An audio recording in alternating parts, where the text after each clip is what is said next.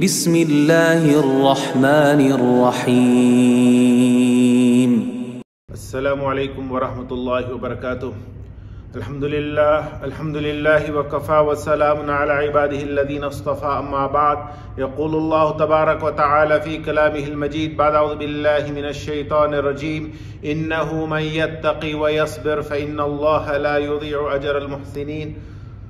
رب اشرح لي صدري ويسر لي أمري واحلل عقدة من لساني يفقهوا قولي.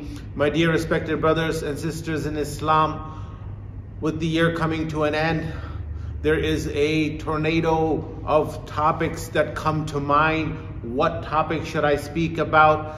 So then some important lessons from Surah Yusuf that we can learn. And Yusuf alayhi salam, like all the prophets that came before Nabi sallallahu alayhi wasallam, are the bricks of one house. Nabi sallallahu alayhi wasallam gave a beautiful example: mathali wa mathalul anbiya'i min qabli. My example and the example of all the prophets that came before me are like that of a brick of a house, and all the bricks were put in place. In other words, by Allah Azza wa Jal, all the prophets have come except for one brick, and people were called and invited. Neighbors and family and friends came, and they all said, Halla wudiyat hadihi labina. How come this one brick has been left out? I am that one last brick to complete this house, the house of prophets. So there is a lesson to learn from all the prophets. Why Surah Yusuf? Quran says, Ahsan al-Qasas. Nahnu naqussu alayka ahsan al-qasas. We narrate to you the best of stories. How and why is Surah Yusuf the best of stories? There are different explanations. One is that likulli mubtalan, there is a lesson for each and every type of person or circumstances that a person could be embroiled in. If there is a ruler, how should he rule over the masses? With compassion, with strategic planning. That is Yusuf alayhi salam in a position of authority. If someone is being victimized, how should a victim deal with his oppressor? That is Yusuf alayhi salam and his brothers being the oppressors. If a person is struggling with infatuation of love, an attraction towards the opposite gender, how should he deal with this so-called lust or love? The example of that is Yusuf alayhi salam, how he controls his nafs, his desires, his passion. So there are 5 life lessons that we can learn from Surah Yusuf. Number 1, a lesson for the youth. What did the brothers of Yusuf alayhi salam say? إِذْ قَالُوا لَيُوسُفُ وَأَخُوهُ أَحَبُّ إِلَىٰ أَبِينَا مِنَّا وَنَحْنُ عُصْبَةٌ. Yusuf alayhi salam and his brother Benjamin, they are more dear to our father Yaqub than we are. We are usbah. We can mow the lawn. We can shovel the snow. We are strong and healthy. We are full of energy. We can come to our father's aid. Why does he show more inclination towards Yusuf? They were jealous. And then what did they say? Inna abana lafi dalalim mubin. Our father is clearly astray. What did they mean by this word astray? Did they mean that their father was away from haqq, away from the straight path? That could not be it, because if that is what they believed about their father, that their father was not on Islam, that would take them out of the fold of Islam. They clearly did not believe that. What they meant when they said our father, inna abana lafi dhalalim mubin, is in clear error, is astray, is deviant. What they meant is that our father, he is foolish. Our father is not in touch with the reality. Our father lives in another century, in another era. Our father does not know what is going on in this world. He is not hip. He is in a different time zone. That is what they meant. Now, tell me, is that what not our youth think about their parents or about their father? That our father doesn't have it. We are more stronger than him. We are more wiser than him. We are smarter than him. The fact of the matter is that the sons had to admit eventually, towards the end of Surah Yusuf, they had to say, Ya Abana astaghfir lana dhunubana inna kunna khati'in. Oh, our Father, seek forgiveness for us. Seek forgiveness from Allah for us. Indeed, we were the sinners. They had to accept their fault. That is lesson number one. If there was ever a generation gap, if there is such a thing called a generation gap, it existed between the sons of Yaqub alayhi salam and Yaqub alayhi salam. But what happened in the end, it proved to the world that the father indeed knew what he was talking about, and he was far more wiser and experienced than the sons could have ever imagined. Lesson number two.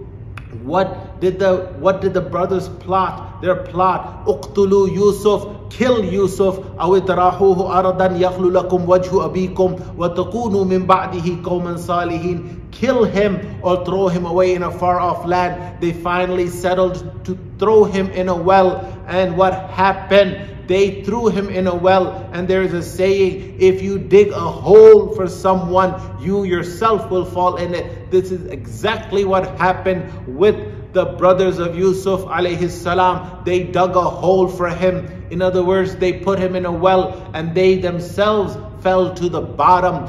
We try to, in our community, bring someone down a notch. That person might not go down a notch, but Allah will definitely bring us down a notch or two. Why do we do this with each other? It's because of jealousy. And what happened is they finally had to come in front of Yusuf and say, وَجِئْنَا بِبِضَاعَةٍ مُزْجَاةٍ. We have come begging for grain. Give us some grain. وَتَصَدَّقْ عَلَيْنَا. And be charitable towards us. And they had to admit, لَقَدْ آثَرَكَ اللَّهُ عَلَيْنَا. Indeed, Allah has given you excellence over us. And they had to do sujood. They had to bow down in front of their brother Yusuf alayhi salam, accepting his excellence. If we try to bring down someone, Allah will bring us down. That is the second lesson to learn. And the third is when they came to their father, وَجَاءُوا أَبَاهُمْ إِشَاءً يَبْكُونَ, to their father at night, crying. Why did they come at night? There is no additional word in the Quran without a purpose. They came to their father at night, إِشَاءً يَبْكُونَ, to hide, to better conceal their facial expressions, because sometimes no matter how good a person is a liar, his facial expressions give him away. So they came at night, and they came with crocodile tears, false tears, bidamin kadhib, and they brought the shirt of Yusuf alayhi salam smeared with the blood of some animal, and they said that this is the blood of Yusuf, this is the shirt of Yusuf. But Yaqub alayhi salam, he was intelligent as a prophet of his time would be, and he thought to himself, or he said it in clear words, that you know what, how can a wolf eat the flesh? Akala lahma Yusuf walam yashukka qamisa. He ate the flesh of Yusuf and did not tear his shirt. This wolf has done a tremendously neat job. So Yaqub alayhi salam deep down knew that his sons were lying, but what could he do? If a son is killed, the father might grieve for a year or two, but life moves on. But if a son is kidnapped, then that is the most traumatic experience, because every day, every single day, the father and the mother will wake up thinking, where is my son? What condition is he? Is he alive? Is he dead? Where is he?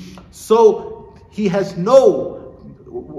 an idea or knowledge what has happened to his son Yusuf. But what can he do? What could he do? There was nothing that he could do. He put the matter in the court of Allah and said, Sawwalat lakum, ay zayyanat, sawwalat lakum anfusukum amra. This is what has pleased you. This is what you have chosen to do. As of myself, fasabrun jameel, I will exercise patience. Wallahul musta'an ala ma tasifun. And I seek Allah's help over what you are describing and saying. Now, at times, this is the lesson to learn. Lesson number 3. At times we have to let go. People are not willing to let go. people are not willing to accept their circumstances, we have to deal with the cards that we have been dealt with in life. And if you do not let go, if you do not learn to let go and leave it up to Allah, then you will become miserable. You will resent yourself. You will become a source of pain and misery for the people around you. So we have to be accepting of our circumstances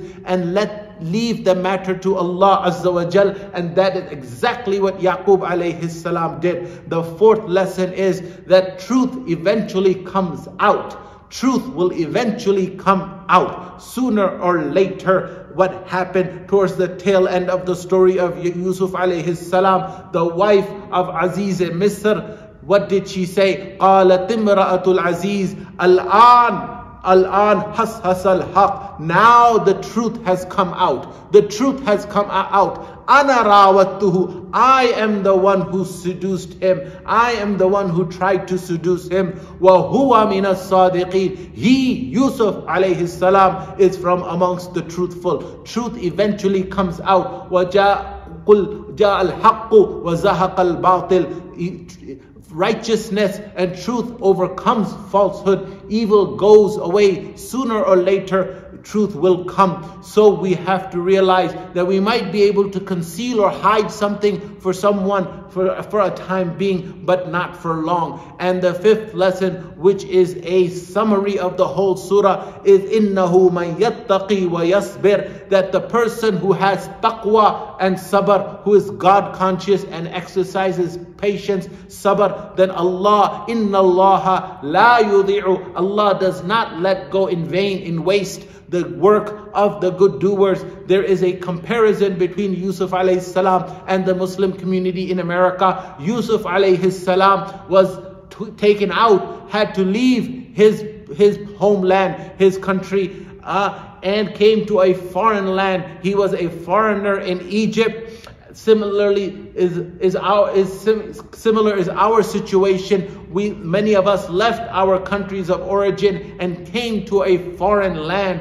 And if we do what Yusuf alayhi salam did, exercise taqwa and sabr, God consciousness, when he was being tempted by his lowly desires, and sabr when he was patient while being sold as a slave in the slave market of Egypt. Sabr, he was patient when he was in jail for 10 years. He was patient. Then what happened? Allah eventually elevated him to the rank of authority and leadership over a country, over a group of people who were not his own. He was not from Egypt, he was from Palestine. But after all that he had been through with them, what they had done to him, still through Yusuf alayhi salam's strategic planning, they were saved from famine and they were saved from hunger and starvation. He wanted the best for them. So if we exercise these two qualities, we are in a foreign land, and if we exercise these two traits, taqwa and sabr, Allah will elevate us. And we should always, like Yusuf alayhi salam, want the best. Not for his people. These were not his people. This was Egypt. He was an outsider. He wanted the best for them, and he did what he could do to provide the best for them. So we should also want the best for the people around us. May Allah Azza wa Jal give us the tawfiq to practice on what we have learned today. وَمَا عَلَيْنَا إِلَّا الْبَلَاغِ. Please pray your sunnah.